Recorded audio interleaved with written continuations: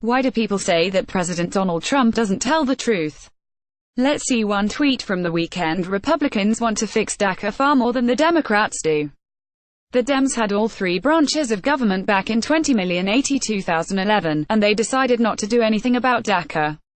They only want to use it as a campaign issue. Vote Republican. Donald J. Trump at Real Donald Trump, February 10, 2018. To start Trump butchered the U.S. political system. Since the three branches of government are the presidency, Congress and the courts, he presumably means President, House and Senate.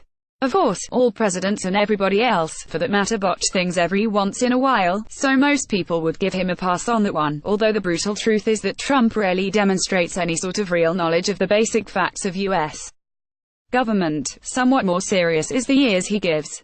Of course, George W. Bush, a Republican, was president in 2008. Barack Obama didn't take office until 2009.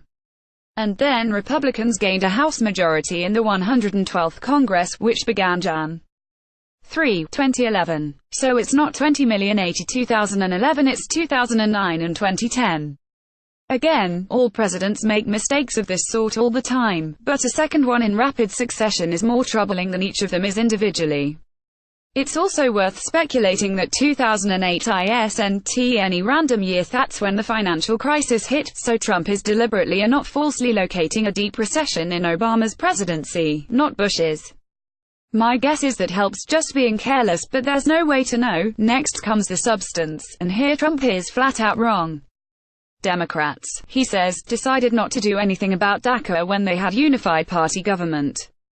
But while the Deferred Action for Childhood Arrivals program didn't even exist in 2009 and 2010, the policy question about the Dreamers certainly did, and Democrats hardly decided not to do anything about it. They wrote legislation, the DREAM Act. It passed the House but was defeated by filibuster in the Senate, with 36 Republicans and 5 Democrats supporting the filibuster.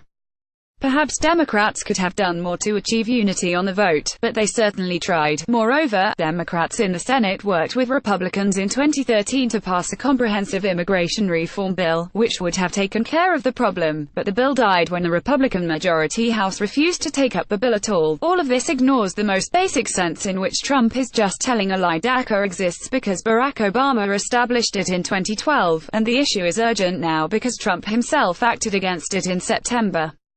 It's not exactly complicated which party has tried to protect the Dreamers and which party has opposed every attempted fix in general, although support and opposition don't always break down perfectly by party, and that remains true right now.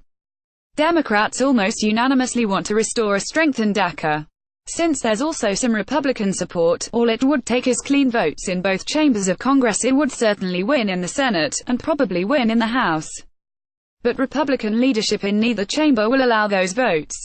And Speaker Paul Ryan explicitly says that he won't allow a vote because the same president who says to vote Republican to support the Dreamers would veto a bill to protect them. The real negotiations in Congress are over what Democrats will give up in order to help the Dreamers, something that would make no sense at all if, as Trump falsely claims, Republicans want to fix DACA far more than the Democrats do. So there are two important consequences to all of this, outside of how irresponsible it is for the president to get so many facts wrong. One is that it's extremely difficult to negotiate a deal when one of the negotiators won't come clean about his own position. The other is that it totally undermines the president's professional reputation, and therefore his influence, when he can't be trusted to tell the truth. 1. Elaine Kamarck on the irrelevant president. There are basically two arguments about this, which go together: Julia Azari's analysis of Trump as a 19th-century president, and the critique several of us have made that Trump is an unusually weak Neustadt president. Kamarck thinks Congress is catching on to all of this too. Josh Hudder on the budget process. Point 3. Kelly M. McFarland at the Monkey Cage on the Olympics and foreign relations in Asia. 4. Alice Rivlin at Brookings on the budget deal. Point 5. And here at Bloomberg View, Michael Lewis on Trump. Get early returns every morning in your inbox. Click here to subscribe. This column does not necessarily reflect the opinion of the editorial board of Bloomberg LP and its owners. To contact the author of this story, Jonathan Bernstein at jbernstein62@bloomberg.net, or contact the editor responsible for this story, Brooke Sample at bsample1@bloomberg.net.